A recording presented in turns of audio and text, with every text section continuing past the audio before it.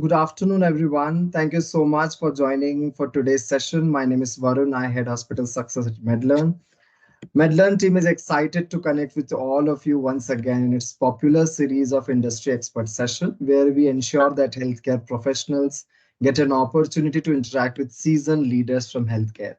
So I welcome you all in today's webinar on training for transformation, elevating service standards in healthcare.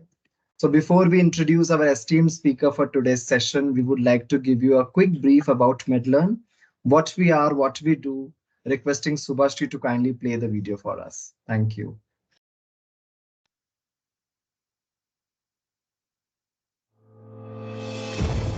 Hospitals work round the clock to serve patients. Being at the center of the action, hospital physicians and staff must confront every situation and every challenge. They must also keep up with evolving health needs and knowledge through ongoing comprehensive training programs. What they need is a promising solution to ensure a continuous learning journey. In today's world, technology is transforming life. Be it taxis, food delivery, everything we need is at our fingertips.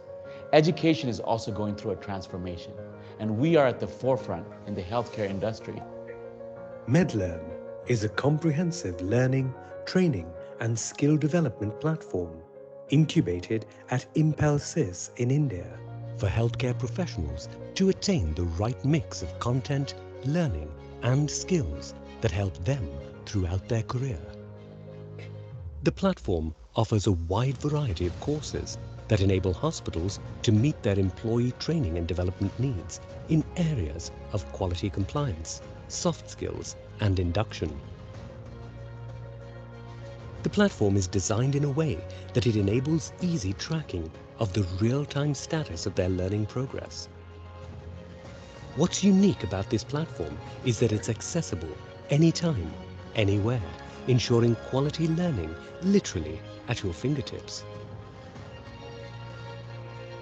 Hospitals can now assign courses and track the competencies of users on specific topics with Medlearn's intelligent assessment tool, which gives them better administrative control. Its superior courseware helps hospitals provide standardized care and bridge skill gaps at every level in the organization.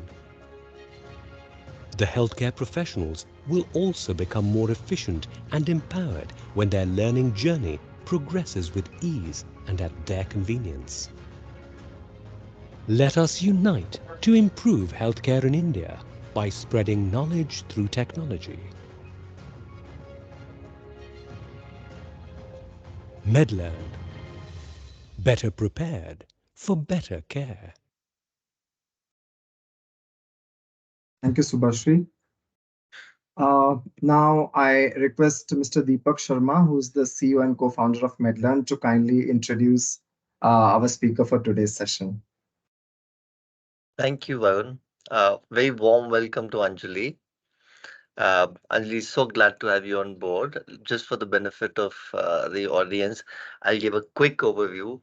Anjali, who is our esteemed speaker for today, has a very distinguished background. She's over more than 9 years of experience in in healthcare services. She's worked with different groups, Apollo, Fortis, etc. She's also had a lot of exposure to healthcare and overseas situations. She has, an excellent cross-functional view of hospital operations, process improvement, service excellence, patient care services. In fact, like a fully wholesome exposure to the end-to-end view of the hospital operations. She's got a very strong background in CRM as well, and she's led several projects. She's been currently leading in the CRM project for the Apollo Group of Hospitals. She's recognized as an expert in building and nurturing long-term business relationships. And she's a very people's person, very focused on identifying strengths of different team members and leveraging them.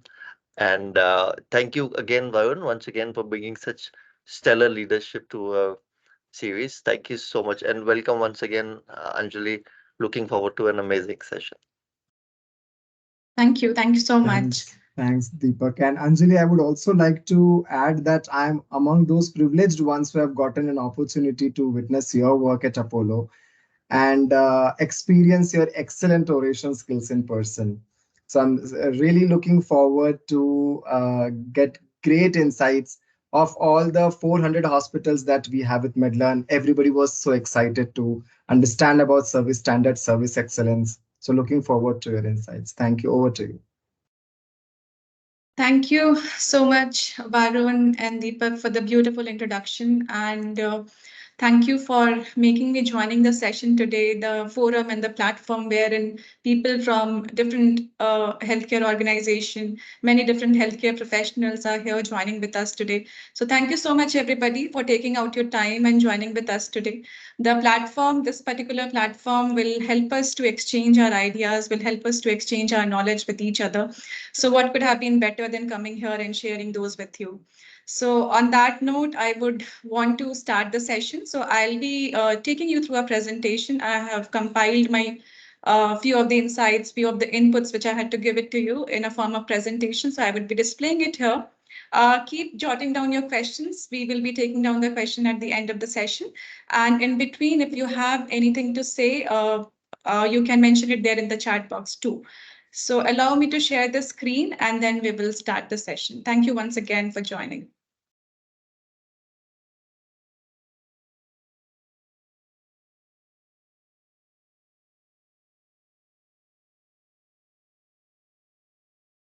I hope my screen is visible to everybody. Yes, Anjali. Yes, yes. All right, thank you. So today's topic, or the topic which I have chosen very purposely, is on elevating service standards in healthcare. And as the word there, the initial word in this topic is elevating. So it clearly means that whatever standards which we are currently having in our respective organization, we need to take it to a next level. We need to elevate it further. I am sure that everybody is following certain guidelines, certain rules. They are ensuring that patient experiences and the satisfactions are maintained. But it's time that we now elevate that. And how we will do that, how we can do that, we will be talking about in this session. I would be sharing few of the best practices also that we at Apollo Hospitals follow. Maybe you can take few of the ideas for the betterment of your patients there. So transformation, as they're in the MedLearn video also, we saw that they are into transformation, and similarly here also is a requirement of transformation of different things in the hospitals which is getting followed with the initiatives of service excellence. So why the transformation is required and why everybody has started taking service excellence very seriously now. So initially we never saw that services were given that much of priority. 18th century, we saw that it was the era which was driven by your raw materials, your goods. Then came an era of machinery where you started producing commodities, which is a refrigerator, vehicles, everything. Then came an era of providing services. Now is the era of experiences, where patients are really looking at, or any customer for that matter, not only patients, everybody is wanting to have a better experience, which they can always keep it cherished throughout their life, and that becomes a memory for them. So that's the whole idea of creating good memories. So rising expectation, yes, the customers are becoming very intelligent, our patients are becoming very intelligent. Nowadays they have become doctor, they are advising doctors what should be prescribed or what diagnosis it could be. So as our patients are becoming intelligent, we need to make our systems also intelligent. So there is a requirement why we need to transform. The competitive advantage, the second reason why we need to ensure that services are in place, is because there are many partner hospitals, there are many competitions in healthcare industry is coming up, new hospitals are getting built up. But in order to set ourselves exclusive there, or in order to set a USP for our respective organization or hospital, we need to keep our services very, very better, which can stand as a single point of contact or single thing which can make your overall experiences for the patient very, very unique. The third thing is value added services. Now, the era of services, as I said, is now getting kind of added with a value along with the services. So if you, for example, if you are going to any spa for taking this spa treatment or taking this spa facility, now we are adding value to it. So now we are adding relaxing before spa, which means with the service, we are giving you relaxing as an option. Similarly, if you look at any of the investment banks, so they are adding as a trusted, adding the value of trust there in their service. So that is what we are looking at now. We are now looking at something which adds value to your services. Similarly, in hospitals, if you are looking at sample collection, maybe home sample collection is something which is adding value to your service. You are looking at the medicine delivery. Home delivery of the medicine is which is looking at the value, which is adding the value to the services. So we now need to add certain values to our services, which in return can ensure that we have the highly upgraded services available with us. So what is customer experience? What is patient experience? It is not about a single interaction which a patient had with your hospital. It is about all the interactions, and for n number of times, if a patient has come to you, whatever interactions they had with each member of the hospital, that plays a very, very important role in building the perception about the whole organization. It's not that the patient has come to OPD, he had a very good experience there, but then when patient was admitted there in the IPD, we did not take care of the patient, we did not provide the good experience to them. Your overall good service or the experience which you had created good in the OPD goes down. So it's important that we take care of each and every interactions, and we ensure that at each level we provide the good service in order to have the whole and the sum of all interactions very, very well. Um, Now I'll talk about needs versus expectations. So of course, service excellence now has taken a role in all the organization because patient demands are increasing. Patients are expecting something and they are really looking at a better service. So need versus expectation is that now we need to flow into era of expectation, fulfilling expectation. You're already fulfilling the needs of the patient. So for example, if a patient has to come to meet the doctor to get a doctor consultation done, of course, you will arrange a doctor appointment. You will make the doctor. You will make the doctor to meet the patient. But are we looking at the expectation of the patient also, which is your reduced waiting time, wherein the patient do not have to wait to meet the doctor. So that's the expectation. So needs already we were providing to the patient, but now it's time to fulfill the expectations of the patient. Similarly, when they are going for a sample collection, of course, you will collect a sample from the patient which is required and advised by the doctor. But what we are really looking at is what patients are really expecting, that you are very, very gentle with them. So are we really providing that? Similarly, if patients are moving to radiology, of course, you would do the investigations which is prescribed. But then what patients are looking at is, are you maintaining their privacy and confidentiality? So now it's time that we start managing, we start fulfilling patient expectations. The needs are getting provided. Whatever service they want to avail, you are providing that. But now we have to match it with their expectation level. So how we can ensure that service excellence levels are kind of intact in your organizations is, the first is we need to understand that what is customer expecting from us, the patients are expecting from us. And when we talk about expectation, we should also keep in mind the expectation of the attendants, because they are equally very important, and majority of the decisions are being taken by the attendants who are there in the hospital. So at a time, we have to take care of both of them, which is patient and attendant. So first of all, you need to understand that the people who are coming to your organization, to your hospitals, what they are expecting from you. So we did a recent survey in which, or a campaign, I would say, in which we kind of asked few of the patients to tell us that what do they expect from us. And they had written a letter to Apollo describing that what really they are looking at when they come to a hospital. And most of the time, so the most of the letters which we found from the patient was they are expecting for real-time updates. They are expecting for being kind of acknowledged when they are coming to the healthcare facility. They are expecting for respect from from the healthcare professionals. They are expecting for the estimates. So the cost, which is a very, very important factor now, and it's a pain area also for the many of the organization. So the patients have not mentioned about the high cost in their letters, but what they have mentioned is that they require the frequent updates on their estimation.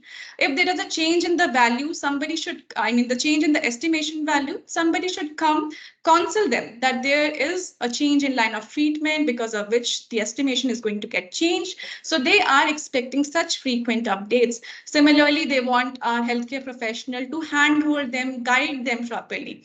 So around 20-25 letters which we got from the patients, we could analyze that what our patients are really expecting from Apollo. So the first point of thing which we need to understand is what your customers are expecting. Similarly, the second very important thing is to set the goals for the organization. So service excellence via service excellence initiative, what you are looking at, I mean, what you are wanting to drive by that. Is it that you are wanting that more number of patient retention happens?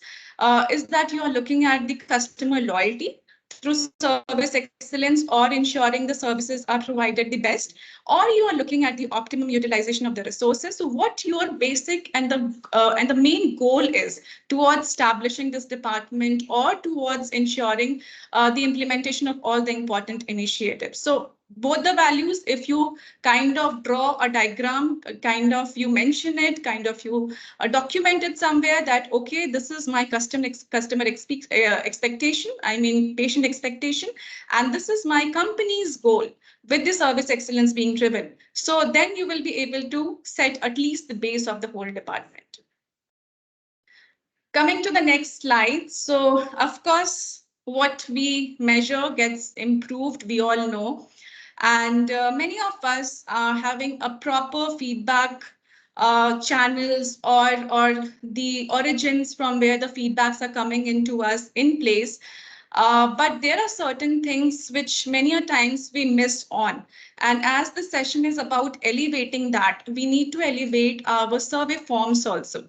We need to elevate the way we are kind of interviewing our patients also on the service levels. So the very first thing which I want to tell you all is that while defining the customer surveys, while defining the patient experience surveys, which you want to get from the patient after providing the particular service, please have it very, very customized. And when I say customized, it has to be on the basis of the services which is availed by the patient.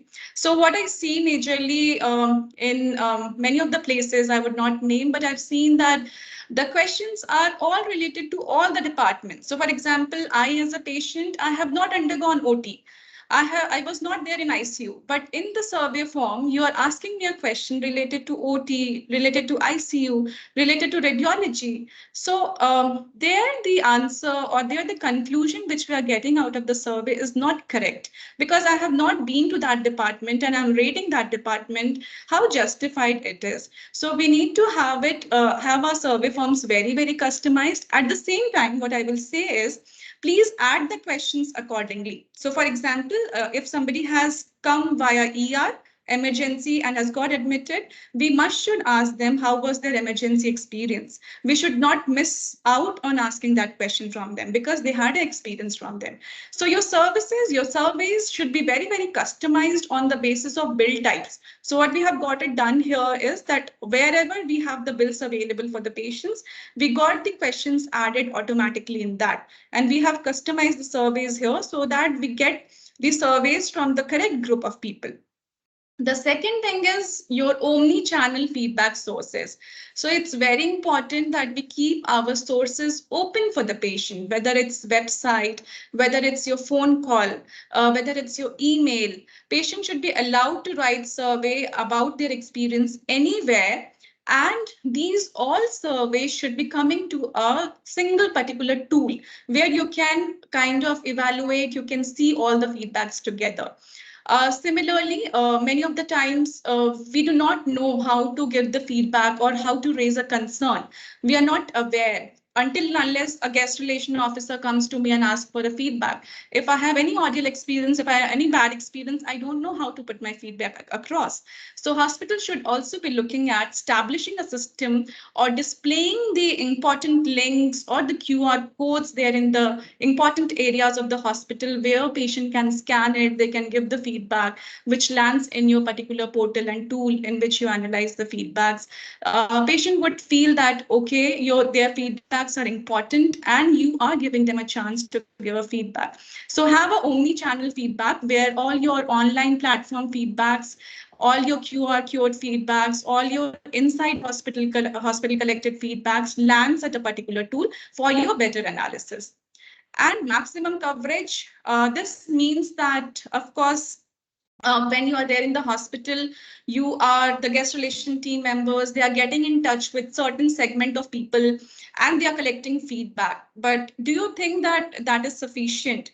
Because whatever feedback we are collecting is kind of influenced what we feel, and what I've seen being in this particular sector for long is that the feedbacks are influenced sometimes because we are there standing in front of the patients, we are collecting the feedback from them. The emotional relationship which we have with the patient is somewhere kind of making our feedbacks little influenced. So it's important that we do not only cover the certain group of people when they are only in the hospital. We should be sending the links across, the survey links across to all the patient, whether as a SMS, whether as an email. We should be triggering the survey links to the patient so that wherever, whenever they want to give the feedback to us, they can give it. So that's very important that we give the chances to everybody to register their valuable feedback. And in return, we will get many meaningful insights from them.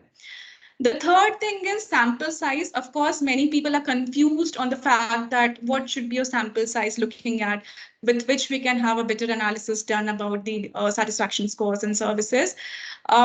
What the norm says, what the study says, that 10% of your total population, if you have the feedback with you of 10% of the total population, that's more than enough to evaluate about your services.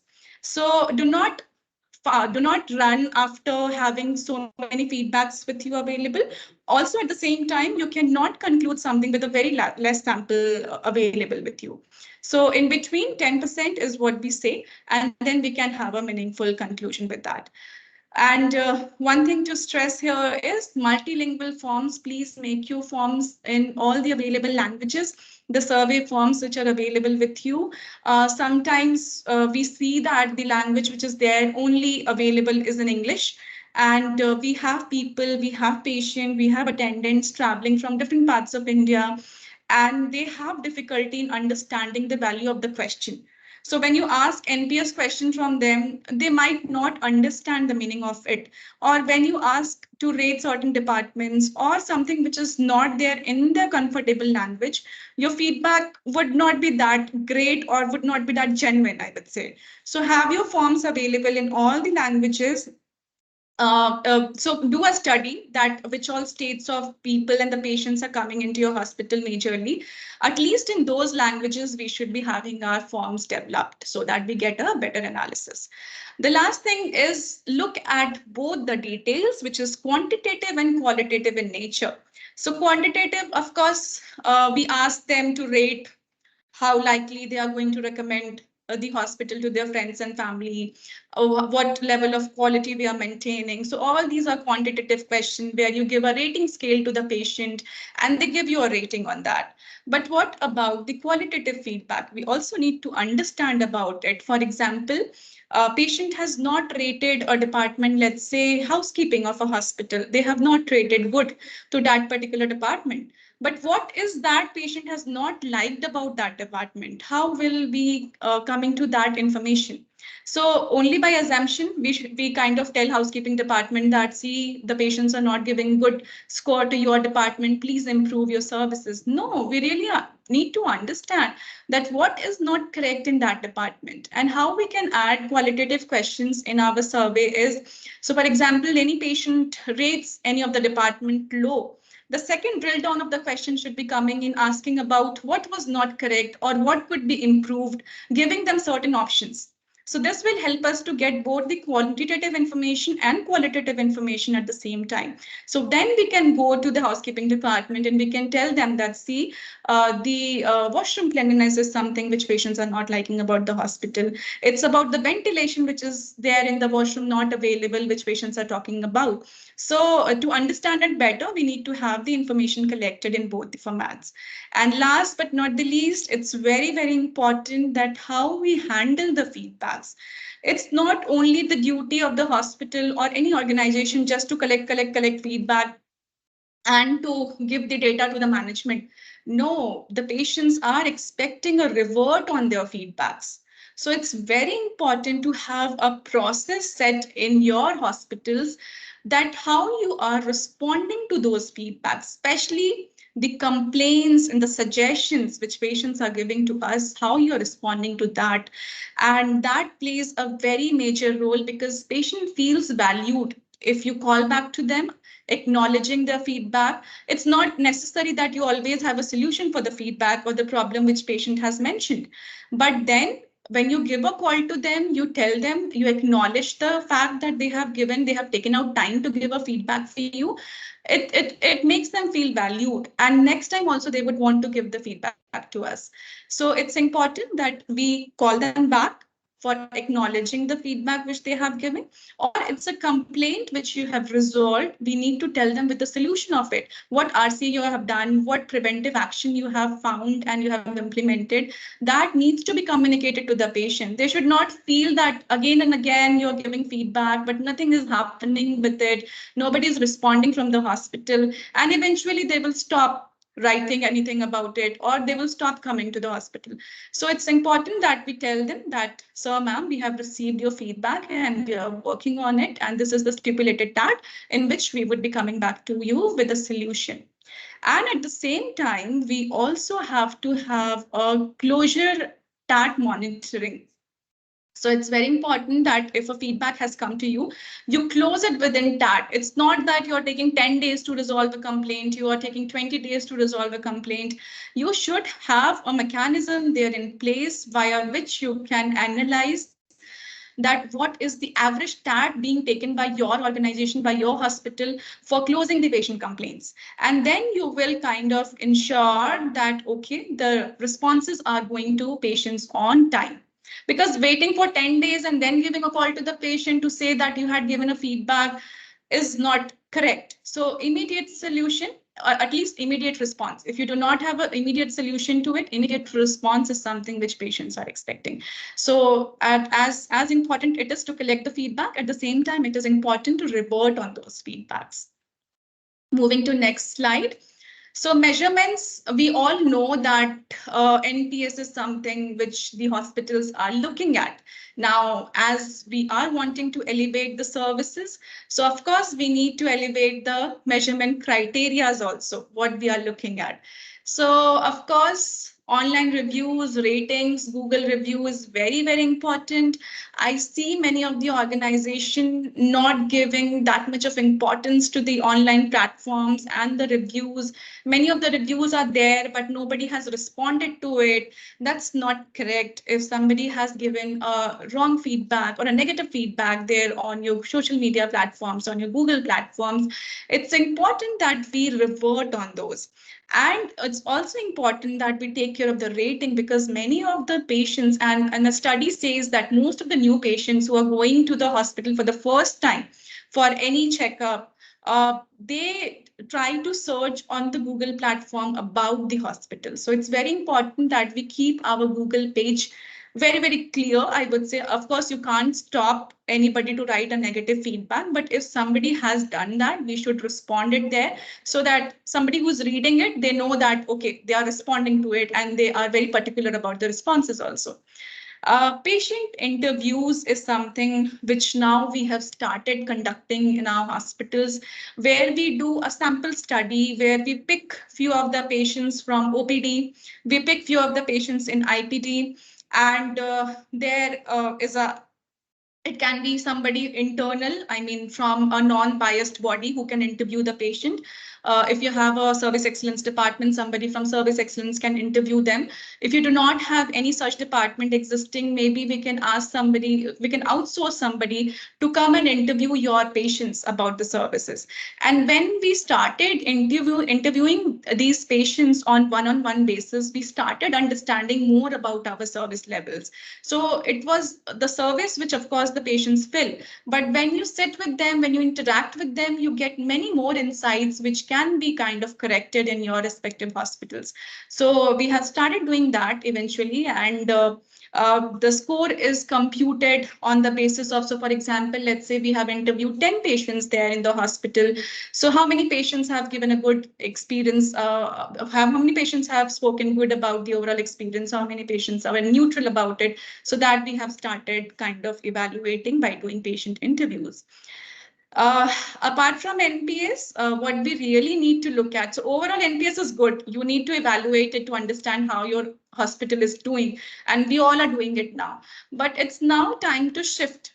Now it's time to shift to a new way of analyzing your feedbacks, and we need to track department-wise NPS. So when patient is coming to a hospital, it's not one particular department who is affecting the overall NPS, which patient has given. The patient had interaction with so many departments. Which department has got low NPS? Which department has got very high NPS? So we need to track it, and we should be including it in the KPIs of the HODs, the head of the departments of different department. They should be held also responsible for driving NPS. Now what we see that it's the duty of only the guest relation team, or it's the duty of only certain group of team to ensure that your overall service levels are good. No, we need to define it to at all the levels that service excellence is important, and they need to ensure that in their respective department, at least the service levels are maintained properly. So we need to give it, we need to tell them that, see, this is the target which we are looking at for your department as an NPS, and we need to evaluate it accordingly. Similarly, if any department is not doing good, we need to do the projects with them. So it's the duty of the service excellence department people or the guest relations department people that you do projects with them in order to correct the processes which patients have mentioned was not correct. And then we need to show the improvement in terms of number of complaints, number of appreciations coming in for that department. The second thing which has given us a lot of insight on patients' behavior is sentiment analysis. So now, apart from understanding that how many patients are kind of giving complaint, compliment, and suggestions to you, now we have started understanding that what is the sentiment of the people after writing certain statements for the hospital. So they write certain statements, doctors, doctors were very polite, doctors were very courteous, or for that matter, doctors were impolite, doctors were rude. So now we have started catching few of the words which are very frequently mentioned in the feedback. And then how many patients, we have started reading the sentiments of the people. How many patients were happy with that particular term or the word writing? How many people were sad? And how many people were neutral? So each of the words we try to analyze. So for example, doctor is one example, infrastructure is a word which is used in your feedback lot many times. What are the emotions associated with it when patients are writing about infrastructure? Technicians of radiology, if this particular word is being written in the feedback, what is the emotion? If they are writing about cost, so how many patients are happy about it? How many patients are neutral about it? So we need to evaluate the words which are being written maximum number of times in your feedback and the related sentiments to it. So this is deep diving of data. And this will help you to understand that which particular emotion for which particular word is kind of not going well, and we need to improve it further. And the last thing is we need to have a comparative study. Of course, it's very important that now we do understand about the specialty wise NPS, that which doctor specialty is doing good. Doctor wise NPS, we do not involve doctors in our service excellence forte, but it's very, very important that we start involving them also, and we start projecting them about their performances. So we go and meet the doctors, we tell them, and they understand. They understand it very better. And now everybody is getting towards service excellence. So when you go and project, initially there was a kind of inhibition that how will doctor reacts when I take this comparison to them. But now it is not. So they feel good that somebody has come. Maybe they are not aware of this, but when we go to them, when we talk to them about it, they feel better. And they also wants to improve it further. So also you need to understand ward-wise NPS, which ward is doing good, so that you can go and talk to the respective stakeholders of that ward, which includes your doctor secretary, ward secretary, which includes your nursing team, which includes your housekeeping supervisor. So everybody who is involved in that particular ward can be told about it. See, your ward NPS is not good and we need to improve it. So that comparison also we can have. Similarly, we have recently started doing state-wise NPS comparison. So patients who are coming from, let's say, eastern part of India, let's say people who are coming from Goa, people who are coming from Rajasthan, people who are coming from Bihar, what is the comparison of their NPS? Is their expectation something else from the hospital which we are not fulfilling? So we have started bifurcating data in that terms also. For that matter, we have started comparing domestic versus international NPS. So international patients who are coming into us, what's their overall NPS versus the domestic patient? What could be done in the international department, IPS department, we call it? What could be done there? So until and unless you don't have a better comparison, you will not be able to understand it better. Similarly, age-wise, let's say 15 to 20 years of age of people, they are expecting something else from the hospital compared to 40 to 50 age of people. They are expecting something else from the hospital. So we need to deep dive into data to understand and do things correctly at the right place. And for all this, you need to have the customized dashboards. Of course, somebody cannot sit and do all this analysis manually. So it's request from everybody to have your IT systems in place. There are many analytical tools which are available. Power BI is there, in which you can have all your analysis done automatically. You need not to download the raw data sheet and do those studies again and again. Please have your dashboards ready so that you can understand things better. You can kind of customize it on the basis of your hospital requirement, on the basis of your management's requirement, and then you need to read it every day to understand customers' behavior and their responses. Moving to the next slide, patient journey mapping. So as I said, that it's very important that each of the touch points where patient goes provides very good experiences to the patient. And how you can monitor this, how you can evaluate that, how different touch points are doing, maybe with the help of internal audit system or with the help of external audit system. Any audit system which is there in place, it's a request that you evaluate the whole journey of the patient and see where it is the exact problem. And how you will evaluate the journey of the overall journey of the patient or the customer is by defining a checklist. Let's say for appointment booking, you have got 5 pointers there in the checklist, that once patient books an appointment, there should be a appointment confirmation SMS going to the patient that thank you for choosing us, and this is the booked appointment time, this is the doctor. B, your call center executive was very, very humble, polite. He or she has given full information to the patient, whatever was required. So you define a checklist at each of the touch points so that that can be evaluated and measured, that how many checklist points are followed by those departments, how many checklist points are not followed. Similarly, at main porch area, where we miss many of the times, but that area is the one where patient comes, they land, they get down, and that's the first point of interaction for any patient. We miss out on that part, but we need to look at the service levels there also. Security, did they greet the patient when they are coming inside the hospital? Did they assist the patient in opening the vehicle's door?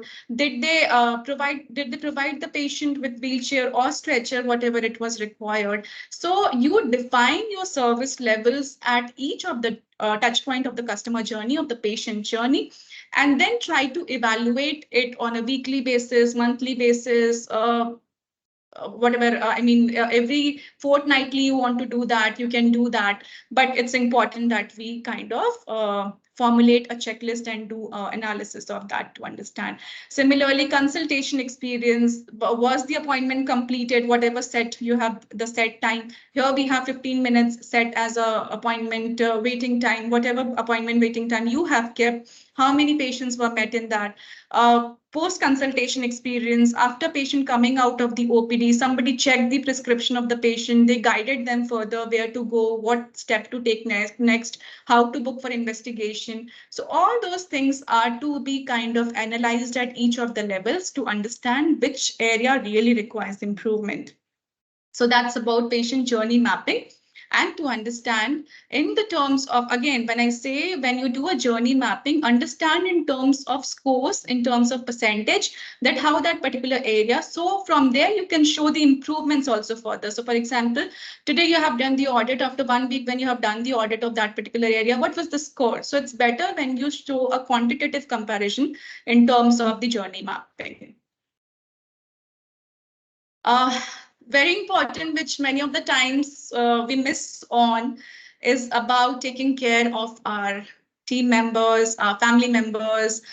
Family members, when I say hospital family members, and we do not set an expectation for that in terms of service excellence. Maybe they are not aware of it, or maybe we have not told them what it is really, what the management is looking at. But we really need to set the expectations for our on-ground staffs very, very clearly. And it starts from the time of hiring. Since we are there in the sector of hospitality, where we are meeting the patient, where we are dealing with the patient, the overall goal of this department or service excellence field should be to decrease the suffering of the patient. The only idea which I keep in my mind while implementing any of the initiative for the group of hospital is that this particular initiative, is it going to decrease the suffering of the patient? Is it going to help the patient in any which ways?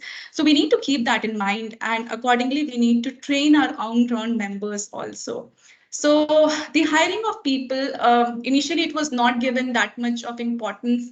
We were hiring any set of people who were coming to us, and then later we found that they were impolite, they were rude, they were not empathetic, they were not going out of the way to help somebody. So what I feel that the filter should be there at the first level only at the time of hiring. So have a structured interview process, especially for the front office team members who are going to deal with the patients. Have certain questions defined in your checklist, in your document, that these set of questions you are going to ask, which is related to their kindness level, which is related to their empathy level, which is related to their, that how far they can go to help and assist a patient. You can do skill test. You can share some case studies with them and tell them to come back if they were there in that situation, how they would have handled that. So some situation handling things you can put across to them and ask them to come with a solution. Psychometric test is something which we can also do in order to understand that if we are hiring the correct set of people in the hospital or not. If you do that particular thing correctly, I think the whole thing is done. And of course, after the enrollment of theirs, we need to train them. What eventually we have started doing is that we have started sending our on-ground team members to other hospitality sectors, sitting at a, in a confined place, being there in your hospital, meeting the same group of people, maybe not exposing them to what best practices which is getting followed across. So we have started sending them to other hospitality sectors, maybe to hotels, maybe to airline sectors, to go and visit how they are providing services to the patient, what service levels are they are getting followed, so that they come back with an idea and they give us a solution that this can be implemented, that can be implemented. So rather than we going, we send them, the on-ground team members are sent so that they see themselves that what best is happening there. Similarly, to have the feeling of empathy there imbibed, we are sending them to old age homes to understand that how the people there are being taken care of. So that's also we started. And then we have also started doing the interdepartmental training. So what we have seen is that when any patient comes to us, we tell them that this is not my problem, this is that department's problem, this is not my fault, this is billing's fault. So they keep passing the blame to the other departments. So what we have started doing is also allowing them to go to other department and spend half a day or full day there in that department, understanding their processes. In this way, we are looking at two aspects. One is at multi-skilling, that one member of the hospital can do everything for a patient. And second way, we also want to make them understand their working environment, how that particular department is working, what are their challenges, what are their constraints. So they need to know about it also in order to have the interdepartmental good relations with them.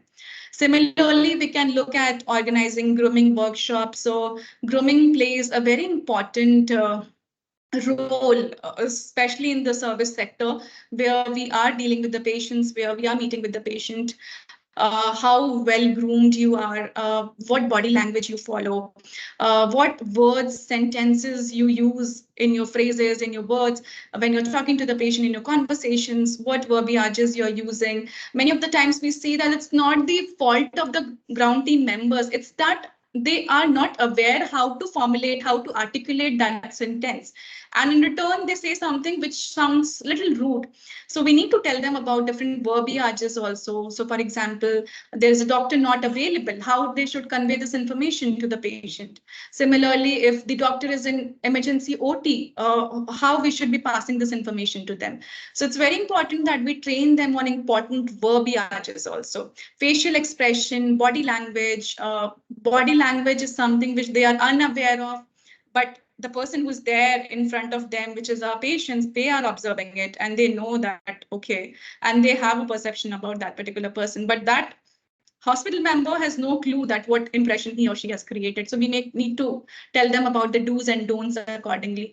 Mental wellness session is which we have started also focusing on now, because we see that handling so many patients in a day and everybody is kind of they are not in a good state of mind, I mean the patients. And the hospital members also whole day they are kind of there at the counters helping the patient, hand holding them. We need to also take care of the mental well-being of theirs. So maybe few refresher sessions for them, mental wellness session for them is acting as a powerful tool, and they are going back to their workstation refreshed. And rewards and recognitions, which is very, very important from service excellence point of view. We know that HR, they keep doing so many rewards and recognition activities, but are we also including the service excellence related parameters in those HR awards? Are we really motivating the people on ground who are giving a very good services, or who are very cordial, who are very pure in providing the services to the patient? Are we recognizing them also? So that's also a question. So have a set rules, have a set criteria of awards, the department having maximum appreciation, the person getting maximum appreciation, the person creating wonderful moments. So those criteria can be kept under service excellence awards, rewards and recognition program. And this will motivate the other people there also on ground to give the exceptional service to the patient. And last but not the least is empowerment. Of course, we need to empower our on-ground members. Some of the times what it happens is because of the any service failure, let's say, and there was a negative experience which was created. Now it's the member who is there in front is dealing with them, right? Then they start calling the HOD, they start calling this person, they start calling that person to take a single permission from them. So, ma'am, so can I do this for this patient? This is not happy. This patient is not happy. So rather than doing that, we should be empowering them with certain things which they are okay to take as a decision. So rather than calling you or the managers or the HODs, they can take a decision. Okay, I can do this for the patient. That's called service recovery, which they do for the patient, and the recovered patients are expected to come back to a hospital more than any of the patient who did not have any viewpoint about the hospital. So give them certain options, certain rights which they can take it directly. Of course, the big decisions they can't take, but then small decisions which they can take, and they can give it to the patient. They can do it for the patient, like arranging for lunch, breakfast, tea, coffee, free of cost, upgrading few of the services if patients are not happy, home sample collection, home pharmacy delivery, report dispatch. If they want to send by a courier, they should not be taking enough number of permissions from the people. So what will happen when they start taking so many permission, they will lose their interest. They will feel so many permissions are required, leave it, I'll not do. And ultimately your patient services will be getting hampered. So empower your staff, it's important, and allow them to do something which is for the benefit of the patients. With this, we move to the next slide, is the rapport building, which is very, very important, of course. And it is from before the patient arrives in your hospital. Nowadays, patients have many preferences related to, for example, they require a translator. There are people who are coming from different states and they do not know the language, especially here in Chennai. We found that the patients who are coming from Bengal, Calcutta, or for that matter, from Chhattisgarh, Bihar, so they require somebody who can translate the language. They do not understand Tamil. They understand English also very little. So if they want a translator, so let's say the second option is that wheelchair. So somebody who would require wheelchair at the main porch when they come. So that's called preference capturing. So we should be allowing the patient. We should be giving certain element to the patient wherein they can put their preferences and which would come to us, and we will provide it from before to them. So rather than they coming to the hospital and raising it to us that, okay, we require this, we require that, it from before can come to us and we can arrange it for them from before, and it would create a wow experience. So experience you are already creating, but now it's time to create wow experience, which also make the patient feel, okay, hospital does that also. So that is about preference capturing. We should be personalizing the services from before for the patients. The second thing is post-discharge follow-up. It's important that the discharge is not the end point. After the patient has gone back home, somebody from the hospital should call them to understand about their well-being, how they are doing, are they comfortable or not? Do they require any help after the discharge is completed for them? Do they require any appointment to be booked for them? Do they require any dressing appointment to be booked for them? Do they require any report which was not sent to them? So this is called post-discharge follow-up, wherein patient feels that if I've come back from a hospital, still the people are there in touch with me, and still they are ready to provide the post-discharge services which is required by the patient. So that is also required, and it will give a good impression to the patient when we do that. And the last thing which would create a wow experience is, for example, patient has given a complaint during the past experience or the past journey of theirs in the hospital. Now that patient is again going to come. So before patient arriving or once the admission is done, the stakeholder, the department would get a mail or get a SMS saying that this patient had visited on this particular date before also and had a complaint related to food, or had a complaint related to washroom not clean, so that this time the HOD gets extra alert, more alert that, okay, the last time the experience was not good, this time I have to ensure that I give the best service. So that's what we call triggering the last feedback, which was submitted by the patient to the respective stakeholder, so that they can ensure that this time the service levels are maintained properly. And with this, the second last slide, it's talk about patient engagement activities. And we do a lot, many patient engagement activities, and it's important because patient, they are not in the right frame of mind. And what all things we can do for them, as I said before, is to minimize the suffering of theirs. We should do that. So what we have started doing here is, or what everybody should practice, I would say, is first, reducing the number of touch points. It should not happen that a patient has come to you, you're sending them to billing counter, then you're sending them to radiology to book an appointment, then they are coming back again to the billing counter to pay the investigation bill. We should have one-stop shop where a patient comes, they get all the services done for them. They can get the appointment book, they can get the bill cut, they can get the reports from there. So we are looking at that. So if we reduce the number of touch point, the dissatisfaction, the most of the time we saw in the feedback was that patients were dissatisfied because they were asked to run here and there. So that shouldn't be done. The second thing is digitization. Of course, digitization is now transforming healthcare, and we all should be looking at that. And in fact, patients are looking for that. Rather than we looking for that, the patients are expecting that. And what are things we can do under digitization? It starts from appointment booking, where we can give them a platform, we can give them a portal in which they can book the appointment themselves, rather than calling it the call center. Then coming to the OPD, they can get the e-prescriptions. Going to the billing counter, they can get e-bills. So this is all IT-driven initiatives. And in order to ensure that the patient service levels are good, we have to take the next step of digitization. Similarly, when they go to pharmacy, rather than presenting the prescription physically to the pharmacist, the prescription is already there with the pharmacist, which is called e-prescription. So we are not wanting them to present it. We have this in the system already built in. Similarly, when the reports get ready, you send a message to the patient saying that your reports are ready. You can click on this link to get your reports. Similarly, follow-up appointment booking. So you send a SMS to the patient that, dear patient, your follow-up appointment booking is planned for this day. So these all customization and digitization steps are ensuring that patients are satisfied with the overall services. The second thing is what we are really looking at, that they know whom to contact and when. It's not possible, believe me, it's not possible for guest relations team. For a smaller hospital, you will have 2-3 members. For a bigger hospital, you will have 6-7 guest relation members to cover 500-450 patients. And ultimately, it gets kind of, your patient services gets kind of hampered. So what we have started doing here gradually is that we have defined these POCs for each room, the single point of contacts for each room. And this POC is not the guest relation members, it is the HOD of different departments, starting from the head and CEO, COO. Also, they are made this POC of certain rooms.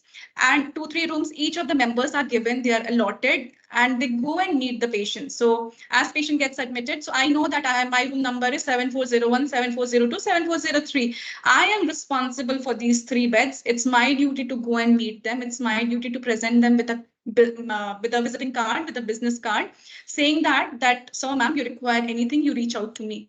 So in that, what we have seen is the time which was being taken to resolve anything has got reduced, because each members have given a lot many responsibilities, and it is getting divided into lot many people. Then, of course, it's about celebrating special days.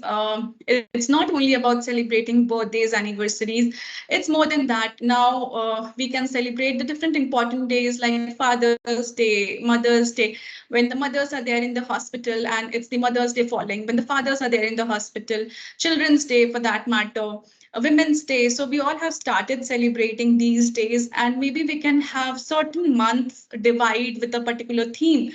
Empowerment, patient empowerment theme, or for example, patient safety theme, or courtesy and compassion theme. So we can define each of the months with certain themes, and we can celebrate few occasions there in each month accordingly. So that is again a patient engagement activity, which we all should be doing.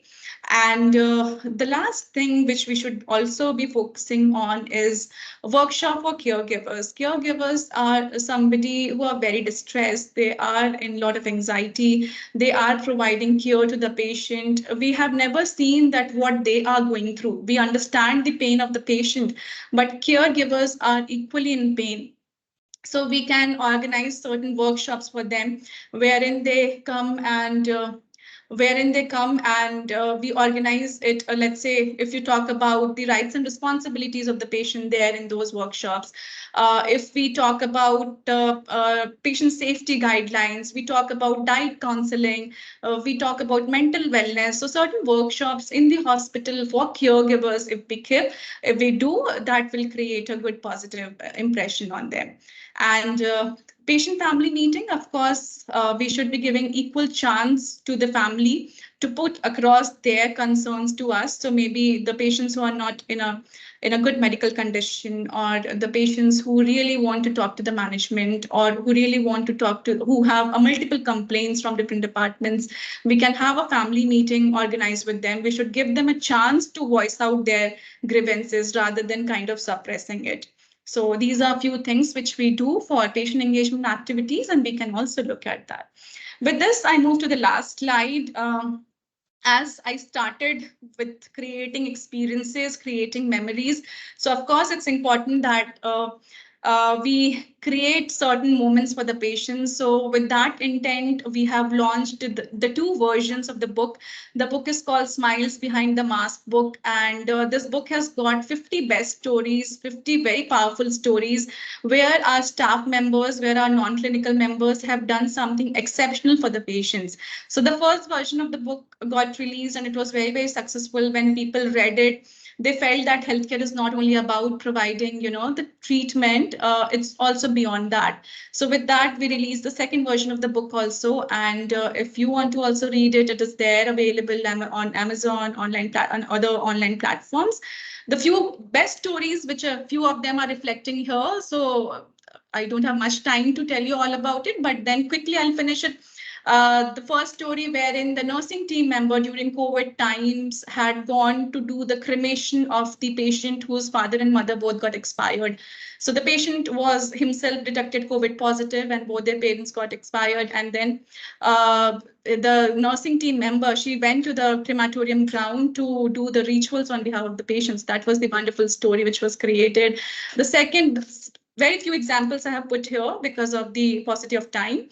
The second example where the housekeeping member, who was, the patient was Jan patient, and she was not wanting to eat onion and garlic in the food. And we had kind of assured her that it is not there, but she was not ready to listen. But then a housekeeping member who was taking care of that particular room, he realized that, okay, patient is in pain, and she was sending the husband there to the house to bring the food every day. So housekeeping member, he was also Jan, and he brought food from home for 15 days for the patient. So the patient at the end, when she was getting discharged, she invited the housekeeping member at the house for having a dinner with them. And the mother was also called of the housekeeping member who used to prepare the food. Similarly, the third story, it is related to so one of the hospitals here in Hyderabad, where a family member, a father and the son, had come for the doctor consultation.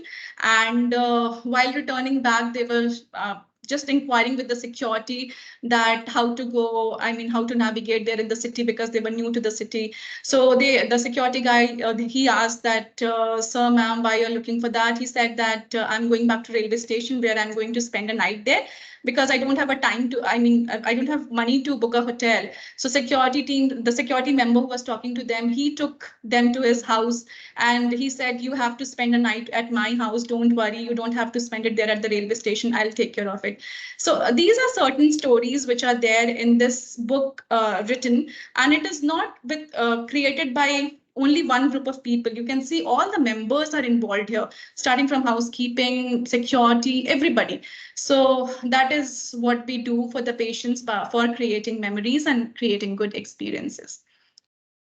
And with this, we move to the last slide about meetings and reviews. Please have a very strong system set in place in order you want to run a service excellence department very, very successfully.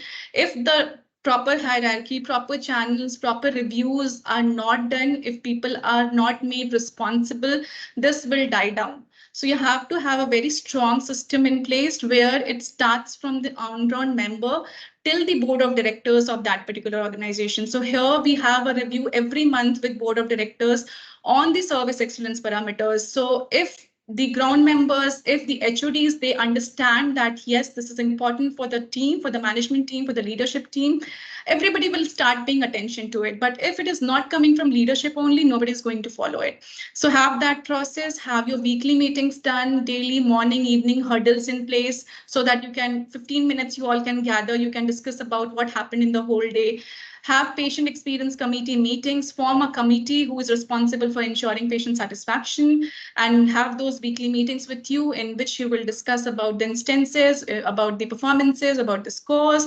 Then have the monthly review with the head of the hospital. Of course, your unit head has to take interest in that, and most of them have started taking interest and paying attention to it. And then the quarterly review with the leadership team, which we need to have in place so that this particular department sets very, very positively in the whole hospital, and the culture of service excellence is built in.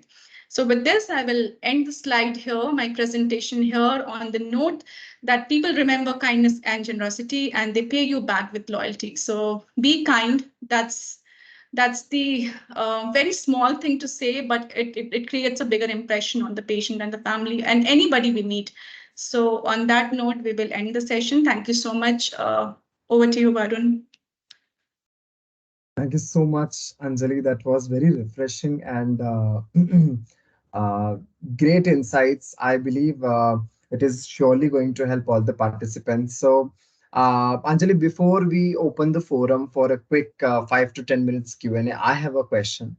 It's a very practical question which I got when I was looking at the patient touch points in that particular section.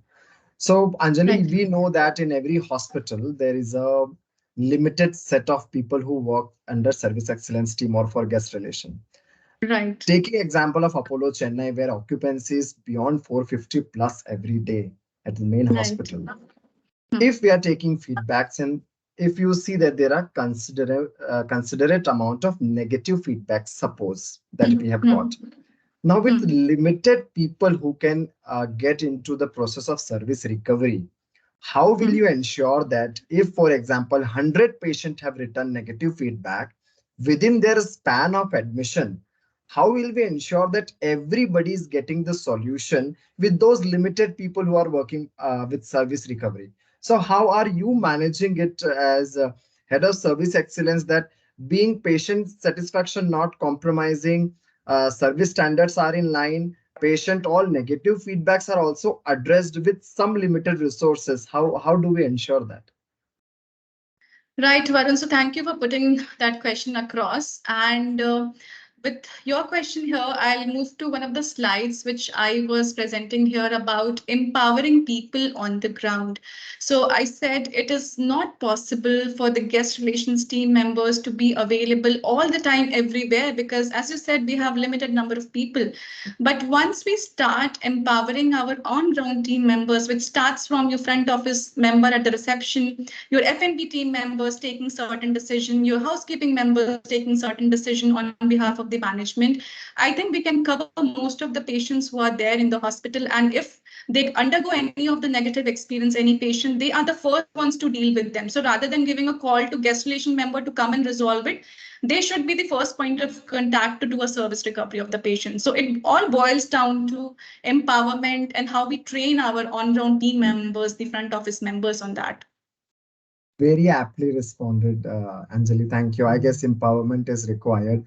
I could see some questions.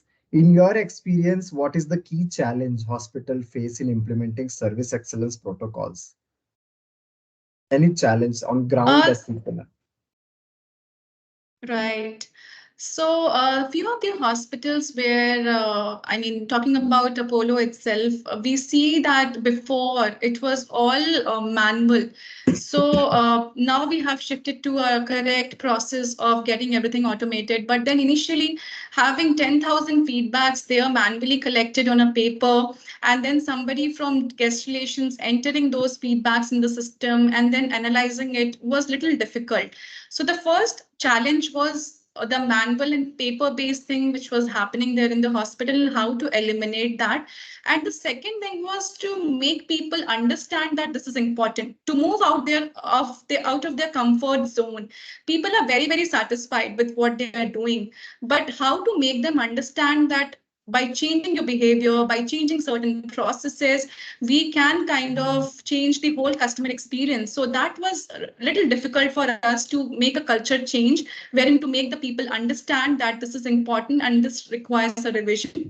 But I think ultimately they understood They understood why, because it started showing in the performance. And we started rewarding them, recognizing them. They understood that, okay, these people are talking for us and for the patients, and we should abide by it.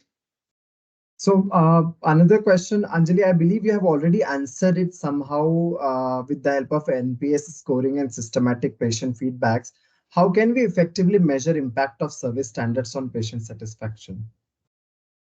Yeah, so I think the customer journey mapping is very, very important, Varun. So it's not that how your overall NPS is looking like. It should be there that how your front office people were there. I mean, they were polite, they were courteous, they kind of ensured that when you were there in front of them, they acknowledged your presence. So all those things are to be measured touch point wise to understand that where the overall NPS is getting affected. And then accordingly, we need to make the changes in that particular touch point. Any specific trainings, Anjali, you would like to require to strengthen service excellence model of the hospital? Yes, we need to take certain trainings, like for example, wherein patients are the real-time examples can be shared with the patient. So recently we did a session with all the members of the Apollo Hospital, where we shared the testimonials of the patients coming directly via them. So we asked few of the patients to join their online and to share their experiences live with us that what happened.